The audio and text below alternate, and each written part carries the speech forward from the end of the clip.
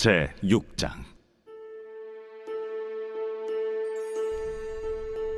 우시야 왕이 죽던 해에 내가 본즉 주께서 높이 들린 보좌에 앉으셨는데 그의 옷자락은 성전에 가득하였고 스랍들이 모시고 섰는데 각기 6 날개가 있어 그 둘로는 자기의 얼굴을 가리었고 그 둘로는 자기의 발을 가리었고 그 둘로는 날며 서로 불러 이르되 거룩하다, 거룩하다, 거룩하다, 만군의 여호와여, 그의 영광이 온 땅에 충만하도다. 이같이 화답하는 자의 소리로 말미암아 문지방의 터가 요동하며 성전의 연기가 충만한지라. 그때에 내가 말하되 화로다, 나여 망하게 되었도다.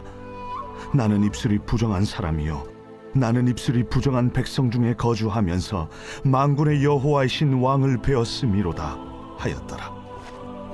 그때에 그 스랍 중에 하나가 부젓가락으로 제단에서 집은 바 핀수칠 손에 가지고 내게로 날아와서 그것을 내 입술에 대며 이르되 보라, 이것이 내 입에 닿았으니 내 악이 체하여졌고 내 죄가 사하여졌느니라. 내가 또 주의 목소리를 들으니 주께서 이르시되 내가 누구를 보내며 누가 우리를 위하여 갈꼬? 내가 여기 있나이다. 나를 보내소서. 가서 이 백성에게 이르기를 너희가 듣기는 들어도 깨닫지 못할 것이요 보기는 보아도 알지 못하리라 하여 이 백성의 마음을 둔하게 하며 그들의 귀가 막히고 그들의 눈이 감기게 하라. 염려하건대 그들이 눈으로 보고 귀로 듣고 마음으로 깨닫고 다시 돌아와 고침을 받을까 하노라. 주여, 어느 때까지니이까? 성읍들은 황폐하여 주민이 없으며 가옥들에는 사람이 없고 이 토지는 황폐하게 되며 여호와께서 사람들을 멀리 옮기셔서 이 땅 가운데 황폐한 곳이 많을 때까지니라. 그 중에 10분의 1이 아직 남아 있을지라도 이것도 황폐하게 될 것이나 밤나무와 상수리나무가 배임을 당하여도 그 그루터기는 남아 있는 것 같이 거룩한 씨가 이 땅에 그루터기니라.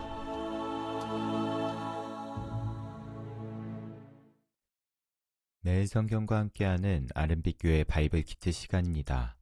오늘 우리에게 주신 일용할 말씀은 이사야서 6장입니다. 오늘 소명기사로 유명한 이사야서 6장을 통해 거룩함에 대한 묵상을 해보고자 합니다. 에드워드 웰치의 저서 중독의 성경적 이해에는 다음과 같은 내용이 나옵니다. 우리 세대는 하나님의 거룩에 비중을 두지 않는 방식으로 하나님과의 관계를 강조해왔다. 우리가 하나님을 사람처럼 여기는 것은 일반적으로 우리가 그분의 거룩성을 얕보는 것을 의미한다. 우리는 그분을 우리를 화나게 만들고 다시 잠잠해지는 형제처럼 대한다. 저자는 오늘날 사람들이 하나님을 생각할 때 하나님의 사랑만 생각하며 거룩함은 잊었다고 문제제기를 합니다. 하나님을 사람처럼 대하기 때문에 나에게 고통을 주시고 푸대접하신다고 느낄 때 우리는 하나님께 화내기를 주저하지 않는 시대가 되었다는 것입니다. 이는 우리가 은연중 하나님의 사랑을 우리가 원하는 것을 주시는 것에서만 찾는다는 이야기이기도 합니다. 하나님의 거룩한 사랑에서 거룩이 빠져버린 시대. 이 시대는 마치 오늘 우리가 본 이사야서 6장의 시대적 배경을 떠올리게 합니다. 이사야가 살아있었을 당시 남유다인들 역시 자신들이 원하는 것을 주실 때만 하나님을 찾곤 했습니다. 더 나아가 하나님이 아닌 것으로부터도 자신이 원하는 것을 찾았습니다. 그것이 곧 우상이었습니다. 그뿐만 아니라 거짓 선지자들은 돈과 이미지 관리를 위해 정부의 편을 들어 하나님의 말씀을 지어냈으며 국가적으로는 이방 나라와 동맹을 맺고 마병을 늘렸습니다. 이러한 백성들을 향해 하나님께선 심판을 선포하십니다.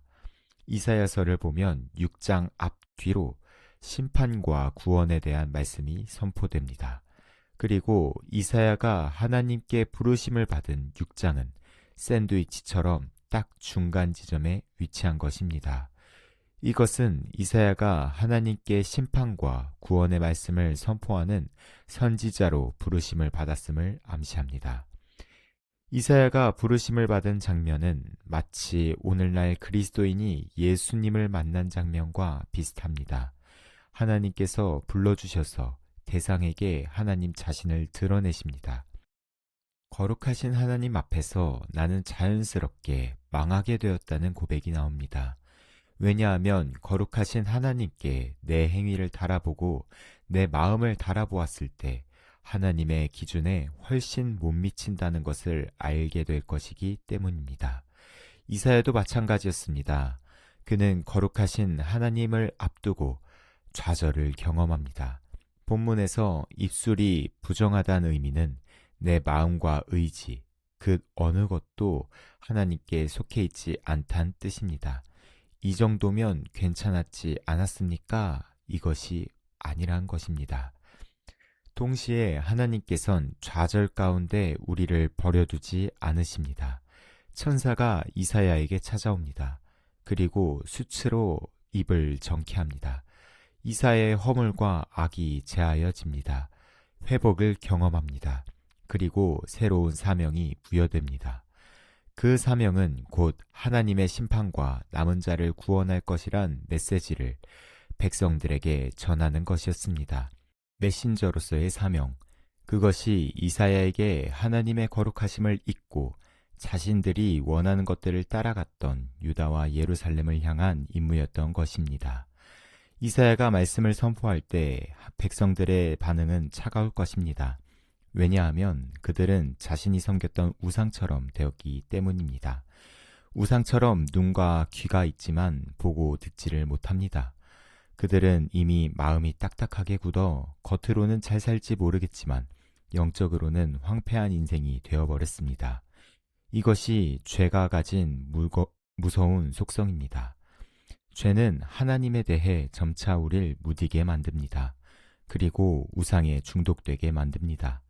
일개 나무처럼 흔한 것이며 내 통제하에 있다고 생각했던 것인데 정신 차려 보고 나니 내가 그 나무를 섬기는 모습을 보게 되는 것입니다. 그 과정에서 우상은 우리의 영적인 감각을 무디게 만들고 거룩에 대한 감각도 떨어지게 만듭니다. 우리들은 어떻습니까? 혹 부르심을 기억하며 하나님 앞에서 회복을 경험하고 거룩의 민감도를 가지고 살아가고 있습니까? 아니면 어느 순간 우상처럼 딱딱하게 굳어가 요즘 따라 말씀도 들리지 않고 기도도 안 되고 나에게 고통을 주시고 푸대접 하시는 것만 같은 하나님께 미운 마음만 올라오십니까?